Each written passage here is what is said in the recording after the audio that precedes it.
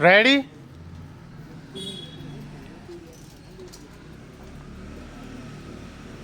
Start.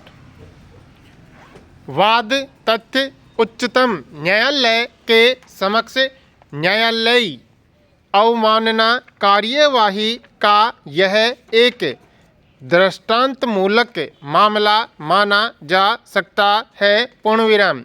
उच्चतम न्यायालय के वरिष्ठ अधिवक्ता श्री प्रशांत भूषण गत 30 वर्षों से उच्चतम न्यायालय एवं दिल्ली उच्च न्यायालय में वकालत करते रहे हैं। पूर्णविराम। श्री प्रशांत भूषण ने 29 जून 2020 को अपने ट्विटर अकाउंट पर मुख्य न्यायाधीश के विरुद्ध एक टिप्पणी किया था जो निम्न आशय का था। उपर्युक्त के अलावा 27 जून 2020 को श्री प्रशांत भूषण के द्वारा किए गए एक अन्य ट्वीट को 22 जुलाई 2020 को टाइम्स ऑफ इंडिया दैनिक समाचार पत्र में प्रकाशित किया गया था जो निम्न आशय का था। पूर्णविराम पैरा। उपर्युक्त दोनों ट्वीट को न्यायालयी अवमानना मानते हुए एक महक महेश्वरी ने अनुच्छेद 32 के अंतर्गत एक जनहित याचिका प्रस्तुत किया और अवमानकर्ता संख्या 1 के विरुद्ध अवमानना कार्यवाही प्रारंभ किए जाने की मांग किया। पूर्णविराम।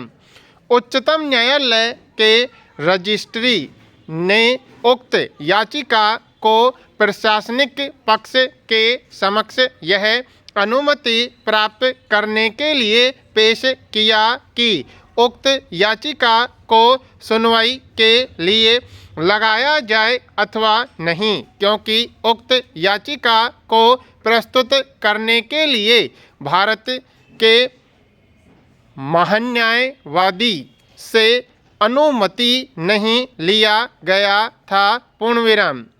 मामले के तथ्यों पर विचार करने के बाद प्रशासनिक पक्ष से निर्देश प्राप्त हुआ कि इसे समुचित आदेश के लिए न्यायिक पक्ष में सूचीबद्ध किया जाए। पूर्णविराम। तदनुसार यह मामला पहली बार 20/7/2020 को सुनवाई के लिए इस पूर्णपीठ के समक्ष सूचीबद्ध हुआ। पूर्णविराम।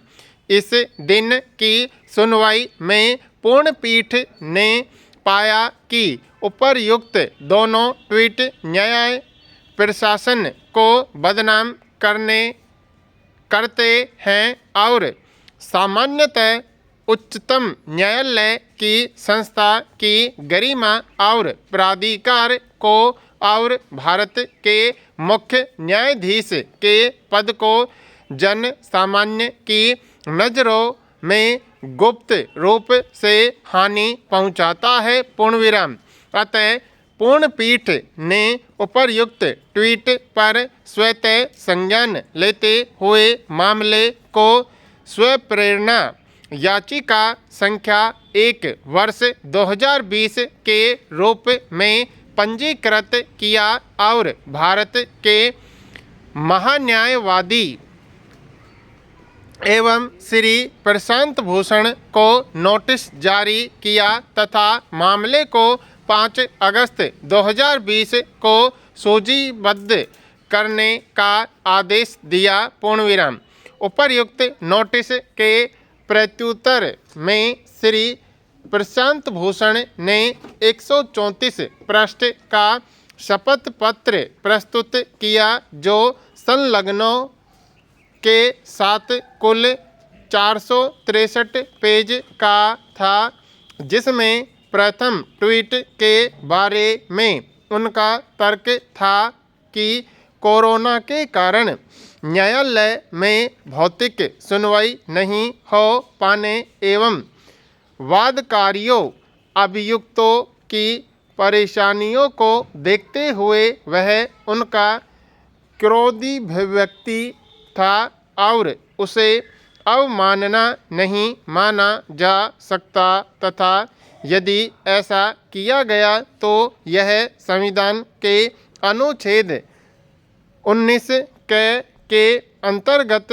एक नागरिक के अधिकार पर एक अयुक्तियुक्त प्रतिबंध होगा, जबकि अनेक तर्कों से दूसरे ट्वीट 27/6/2020 को भी उन्होंने अपना अधिकार बताया। पूर्णविराम पैरा। इस मामले में दूसरा अवमाननाकर्ता संख्या 2 ट्विटर इनकॉर्पोरेशन को बनाया गया था, जिसने अपने शपथ पत्र में स्वयं को निर्दोष बताया, जिसका कहना था कि वह कथित ट्वीट का न तो लेखक था और न ही संपादक और न ही प्रकाशक। पूर्णविराम।